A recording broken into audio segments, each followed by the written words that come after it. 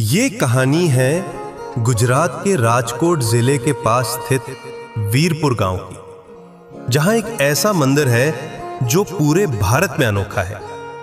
क्यों? क्योंकि ये मंदिर कभी किसी से कोई दान नहीं लेता, फिर भी यहां रोजाना हजारों लोगों को निःशुल्क भोजन कराया जाता है, और वो भी प्रेम पूर्वक, श्रद्धा से।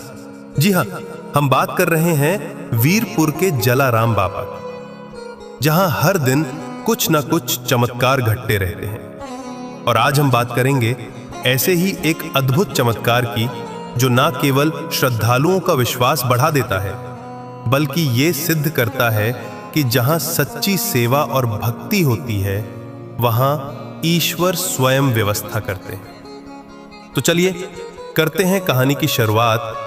एक गुजराती युवक लंदन की एक बड़ी कंपनी में मैनेजर की नौकरी करता है।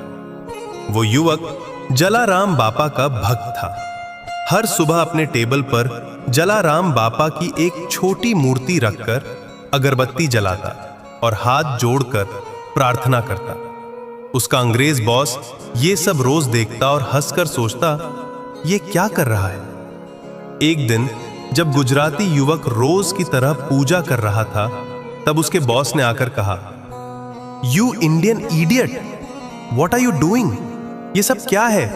क्या टाइम पास करता है तू?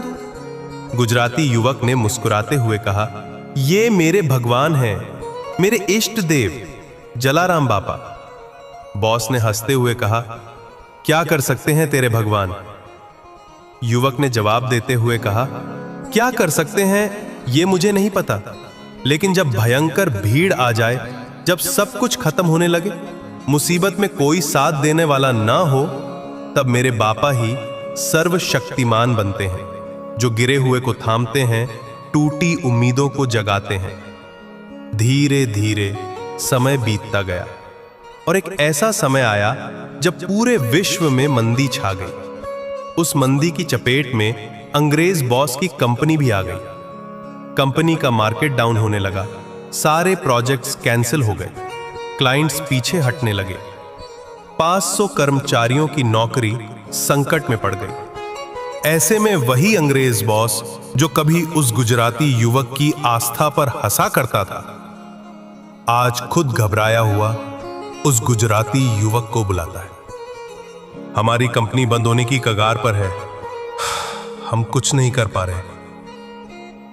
उसकी आवाज में लाचारी साफ झलक रही थी। उस युवक ने शांति से कहा, शेठ 2 मिनट दीजिए, मुझे मेरे बापा से बात करनी है। वो अपनी टेबल की ओर गया, जहां हर सुबह की तरह आज भी बापा की छोटी सी मूर्ति रखी थी। उसने धीरे से वो मूर्ति अपने हाथों में उठाई, एक अगरबत्ती निकाली और जलाई, फिर आंखें बंद कर दोनों हाथ जोड़कर बापा के सामने सिर झुकाया और बोला, हे बापा, जीवन में अगर कभी मन, कर्म, वचन से सच्चे दिल से प्रार्थना की हो, तो आज मेरी कंपनी को बचा लीजिए। 500 परिवारों का चूल्हा आप पर टिका है। कुछ हफ्तों बाद वो कंपनी, जिसके पास ना प्रोजेक्ट बचे थे ना क्लाइंट, वही कंपनी धीरे धीरे वापस उठने लगी। मार्केट में उस कंपनी का नाम फिर से चर्चा में आने लगा। ये सब देखकर वो अंग्रेज बॉस, जो कभी बापा की मूर्ति देखकर हंसा करता था, अब खुद हैरान रह गया। वो उस गुजराती युवक के पास आया और बोला, यार, तुम्हारे बापा तो सच में चमत्कार कर देते हैं। कितना पैसा भेजूं मंदिर में? बताओ, दान में कितना भेजूं? युवक मुस्कुरा उठा। उसने बड़ी विनम्रता से जवाब दिया, शेठ, यह ऐसा मंदिर है जो पैसों के इंतजार में नहीं रहता। यहां सिर्फ श्रद्धा चलती है। आप बस एक वचन दीजिए कि एक बार वीरपुर जाकर बापा के दर्शन जरूर करेंगे। बॉस ने गंभीरता से सिर हिलाया। I promise, I'll definitely go. समय बीतता गया, कंपनी पूरी तरह से पटरी पर आ गई। और एक दिन जब युवक ने फिर से याद दिलाया, शेठ, आपने वीरपुर दर्शन का वचन दिया था। बॉस मुस्कुराते हुए बोला, आई हैव नो टाइम, अभी बहुत काम है, जब फ्री हो जाऊंगा तब दर्शन कराऊंगा। कुछ समय बाद बॉस की बेटी जिद करने लगी, I want to visit India. Boss ने एक पल सोचा, फिर कहा, एक शर्त पर जाने दूंगा, मेरे बदले तू मेरा वचन पूरा कर देना, वीरपुर जाकर जलाराम बापा के दर्शन कराना। बेटी मुस्कुराई और बोली, okay dad, I will do it. और वो भारत आने के लिए तैयार हो गई। लंदन से मुंबई, मुंबई से फ्लाइट पकड़कर राजकोट, और फिर राजकोट से बस में बैठी वो लड़की अपने पिता का वचन निभाने के लिए वीरपुर जा रही थी। सफर लंबा था, थकान ने अपना असर दिखाया और उसे नींद की झपकी लग गई। नींद इतनी गहरी थी कि कब वीरपुर पीछे छूट गया उसे खुद भी पता नहीं चला। बस उसे लेकर सीधे वेरावल पहुंच गई। वो बस से उतरी, चारों ओर नजर दौड़ाई, लेकिन वीरपुर जैसा कुछ दिखाई नहीं दिया। वो लड़की बस स्टैंड पर अकेली खड़ी थी, थोड़ी उलझन में, थोड़ी थकी हुई। उसी समय उसने एक स्थानीय लड़के से पूछा, excuse me, I want to go to Jalaram temple. लड़के ने उसे थोड़ी हैरानी से देखा, फिर मुस्कुराते हुए कहा,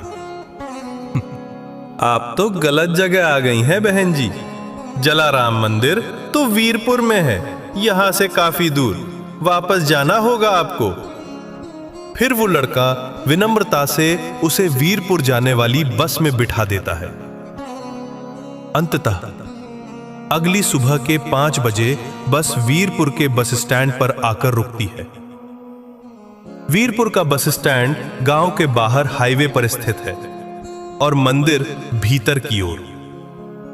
वो अपना छोटा सा ट्रॉली बैग लेकर मंदिर की दिशा में चलने ही लगती है, तभी एक अनजान युवक गुंडा मावली जैसा उसके पास आता है और कहता है, मैडम जी, मंदिर जाना है, सामान मैं ले चलता हूं, यहीं पास में है।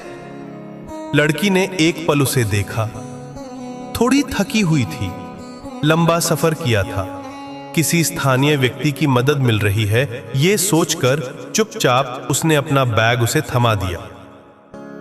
अभी कुछ कदम ही चले होंगे कि अचानक पीछे से एक वृद्ध बाबा माथे पर पगड़ी और हाथों में एक लकड़ी की छड़ी लिए आकर उस लड़की का हाथ पकड़ते हैं और ना में सिर हिलाते हैं।